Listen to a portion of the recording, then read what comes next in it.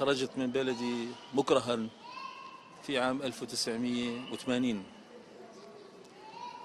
بسبب أن هذا النظام اللي كان موجود هو نظام كان جائر، لا عدل ولا أي شيء حقيقة. 44 سنة تعود الآن. أنا أعود اليوم بعد 44 سنة مع أحفادي وأولادي اللي ولدوا خارج سوريا.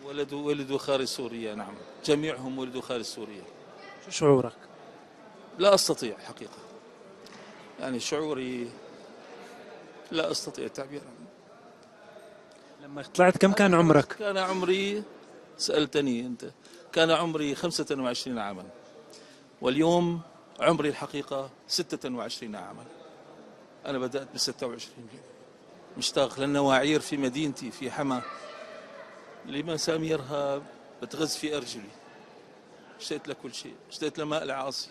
معظم الشباب الحقيقة اللي تهجروا، 12 مليون اللي تهجر، اكتسبوا خبرات، اكتسبوا معارف، ونحق بلدنا علينا إنه نرجع بخبراتنا إن شاء الله.